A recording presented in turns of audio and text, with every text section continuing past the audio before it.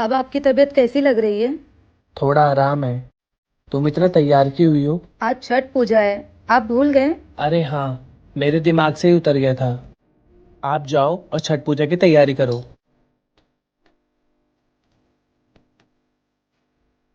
ये आप कहाँ सोलह श्रृंगार करके जा रही हैं? दीदी आज छठ पूजा है ना, इसलिए। मेरा भाई बिस्तर पर पड़ा है और तुम्हें सजने संवरने की लगी है। नहीं दीदी, मैं बस चाहती हूँ वो जल्दी से ठीक हो जाए, इसलिए छठी मैया से प्रार्थना करने जा रही हूँ। ऐसा बोलो ना कि आपको सजना संवरना है, इसलिए मेरे भाई की बीमारी का बहाना कर रही हो। कैसी बात कर रही हैं दीदी आज के दिन? सच में तुम जैसी पत्नी ना ही हो ना तो ही अच्छा है। हे छठी मैया, आपने मुझे सबसे खूबसूरत चीज दी है और वो मेरे पति हैं। आज वो बिस्तर पे हैं तो ऐसा लग रहा है कि मेरी पूरी जिंदगी खत्म हो गई है। मैं आपसे कभी कुछ नहीं मांगूंगी, बस मेरे पति को ठीक कर दीजिए। कमेंट बॉक्स में।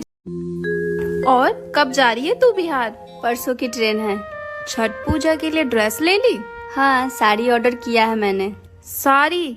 यार साड़ी पहनने के लिए तो पूरी उम्र पड़ी है, कोई मॉडर्न ड्रेस ऑर्डर कर लेती। तूने कभी छठ पूजा देखा है? नहीं यार। तो तू नहीं समझेगी। छठ घाट पे साड़ी पहन के जाने की एक अलग ही फीलिंग होती है। और मॉडर्न होने का मतलब ये तो नहीं कि हम अपनी परंपरा और अपने संस्कार भूल जाए।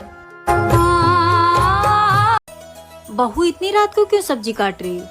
बहू, रात का खाना तो बन गया है, ये किसके लिए खाना बना रही है तू? माँ जी ये बोल रहे थे मैं भिंडी की सब्जी नहीं खाऊंगा, इसलिए मैं इनके लिए गोभी की सब्जी बना रही हूँ। अच्छा तो अब बात यहाँ तक पहुँच गई है। वाह बेटा वाह, तूने ना सबको बिगाड़ के रखा है। मैंने क्या किया माँ जी? बहू जब तू इस घर में शादी करके नहीं आई थी ना, तो मैं करेले की सब्जी बनाऊँ, आलू की सब्जी बनाऊँ, कुरमुरी की सब्जी बनाऊँ, सब चुपचाप खा लेते थे, कोई मुझसे कंप्लेन करने नहीं आता था।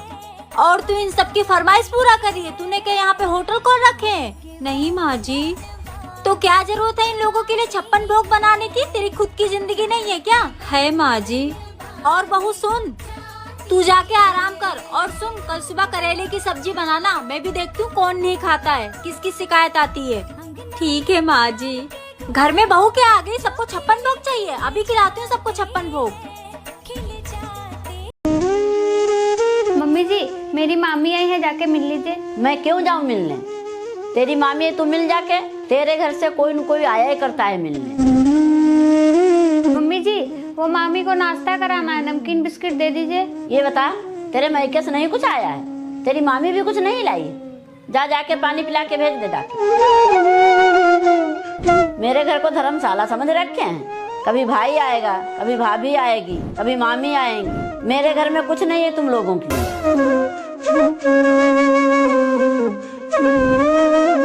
अरे ये मामी कहाँ चली गई?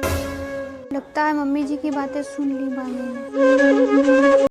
हेलो माँ। हाँ बेटा। माँ प्लीज विदाई करा लो यहाँ से मेरी। कोई बात है क्या? मैं यहाँ रह रहे कि थक गई हूँ। क्या बताऊँ आपको, ना इनके घर में एसी है ना कूलर है, सारा दिन गर्मी में रहना पड़ता है। यहाँ तक कि रोज रोज गर्मी में खाना भी बनाना पड़ता है। अब मैं ये सब और नहीं झेल सकती माँ। तो बात करवा अपनी सास से। ठीक है, मैं अभी बात करवाती हूँ। माँ जी। हाँ बहू। मम्मी बात करेंगी आपसे। हेलो। हाँ समधन जी, प्रणाम प्रणाम। मेरी बेटी की विदाई कर दीजिए, उसे वहाँ पे सुकून नहीं है। आप लोग गर्मी में उससे खाना बनवाते हैं। ऐसी सास होने से अच्छा है कि मेरी बेटी बिना सास के ही रहे। समधन जी, ई का तरीका है बात करने का और विदाई मांगने का। एक तो आप पूरे 1 साल बाद फोन करके विदाई मांग रही हैं और वो भी इस तरह से। आप बताइए विदाई करेंगी या नहीं? हाँ करूँगी। आप कल अपने बेटे को भेज दीजिएगा और ले जाइएगा यहाँ से। बहू जाओ, जाके पैकिंग कर लो, लेकिन मेरी एक बात हमेशा याद रखना, अपने माँ के संस्कारों से बाहर निकलने की कोशिश करना। ऐसे घर नहीं चलता है बेटा। अरे बेटा आ गया तू? हाँ मम्मी, बस आ गया। बहू जा इसके लिए पानी लेके जल्दी से। ये लो। Thank you. क्या हुआ बेटा, सिर में दर्द हो रहा है क्या? अरे हाँ मम्मी, आज थोड़ा सर में दर्द हो रहा है। बहू जा नारियल का तेल लेके आ, इसके सिर की मालिश कर दे, इसको आराम मिलेगा। ठीक है माँ जी, लेके आ रही हूँ। अरे नहीं नहीं मम्मी, वो भी तो थक रही होगी, पूरे दिन से काम कर रही घर पे। अरे बेटा पूरे दिन घर में ही तो रहती है, तू ऑफिस में काम करके आता है। अरे मम्मी घर पे रहती है तो क्या हुआ, सबसे ज्यादा काम तो यही करती है। सबकी रिस्पॉन्सिबिलिटी इसने ले रखी है, इसकी वजह से तो मैं आराम से बाहर जाके कमा पा रहा हूँ। इतना सारा काम करके मम्मी थक तो जाती होगी ना। कोई बात नहीं, मैनेज कर लूंगा, आप आराम कर लो।